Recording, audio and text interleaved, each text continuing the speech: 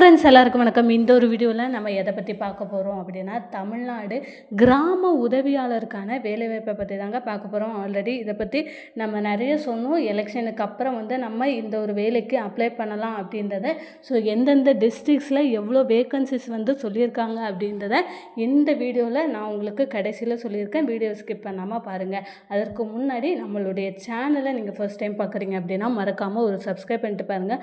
அப்படின்னா தான் இந்த கிராம உதவியாளர் மற்றும் கிராம பஞ்சாயத்து செக்ரட்டரி இந்த மாதிரியான கவர்மெண்ட் ஜாப், இந்த வருடத்திற்கான கவர்மெண்ட் ஜாப் பற்றின அனைத்து டீட்டெயில்ஸுமே உங்களுக்கு ரெகுலர் நோட்டிஃபிகேஷனாக உங்களுடைய மொபைலுக்கு வரும். மறக்காமல் இந்த ஒரு வீடியோவை ஒரு லைக் பண்ணிடுங்க.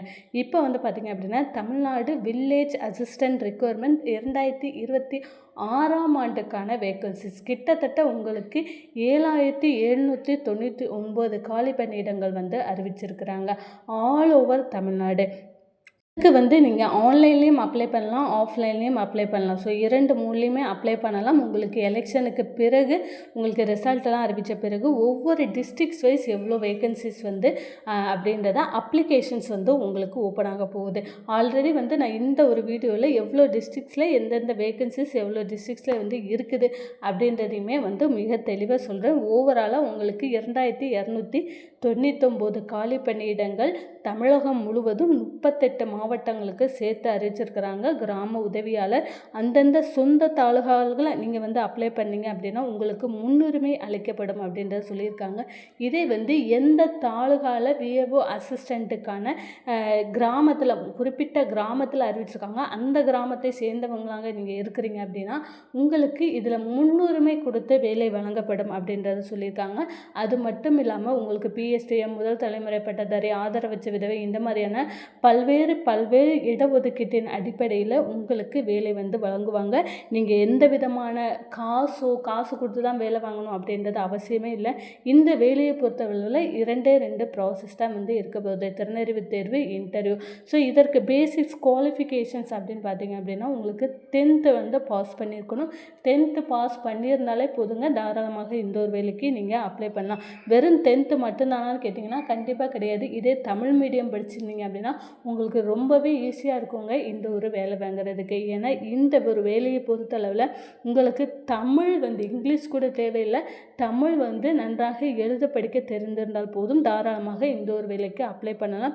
இந்த ஒரு வேலை நீங்கள் லாஸ்ட் டைம் விண்ணப்பிச்சிங்க, கடந்த முறை விண்ணப்பிச்சு நான் திறனறிவு தேர்வு அட்டன் பண்ணேன், ஆனால் எனக்கு இன்னுமே ரிசல்ட் வரல, இன்னுமே எந்த ப்ராசஸும் நடக்கலை, நான் இந்த வருஷம் அப்ளை பண்ணலாமான்னு கேட்டிங்கன்னா தாராளமாக நீங்கள் இந்த வருடம் அப்ளை பண்ணலாம்.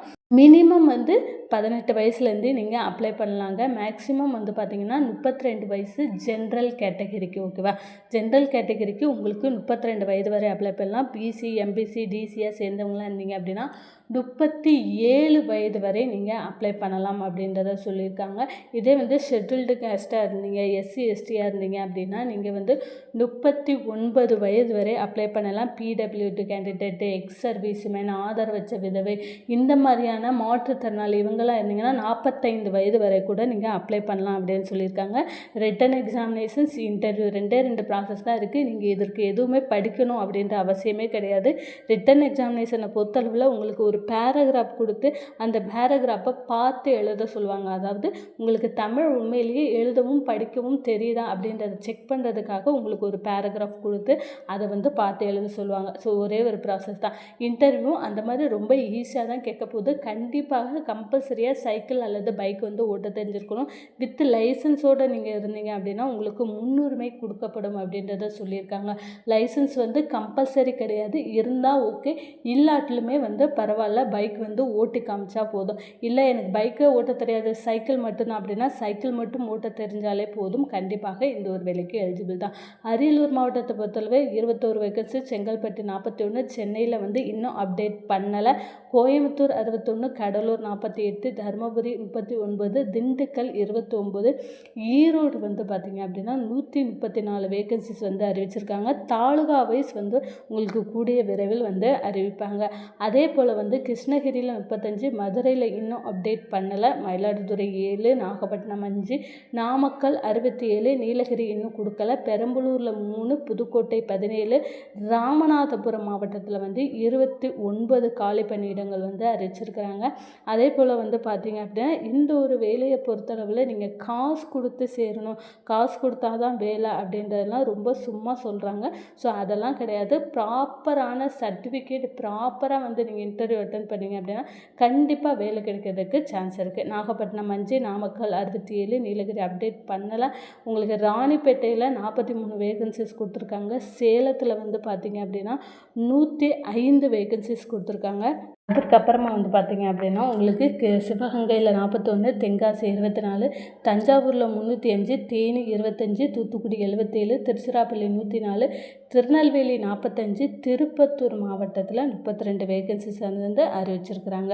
ஸோ இந்த மாதிரியான நிறைய மாவட்டம் கிட்டத்தட்ட 38 மாவட்டங்களிலும் 2299 காலி பணியிடங்கள் வந்து ஆல் ஓவர் தமிழ்நாடு உங்களுக்கு அறிவிப்பு வெளியாயிருக்கு. அதே போல் திருப்பூர் 25, திருவள்ளூர் 151, திருவண்ணாமலை 103, திருவாரூர் 139, வேலூர் 30, விழுப்புரம் 31, விருதுநகர் மாவட்டம் வந்து பார்த்திங்க அப்படின்னா 38. ஸோ மேலும் இந்த கிராம உதவியாளர் சம்மந்தமான ரெகுலரான ஒரு அப்டேட்டுக்கு மறக்காமல் நம்மளுடைய சேனலை ஒரு சப்ஸ்கிரைப் பண்ணுங்கள். இந்த ஒரு வீடியோவும் மறக்காமல் லைக் பண்ணிவிடுங்க. தேங்க்யூ.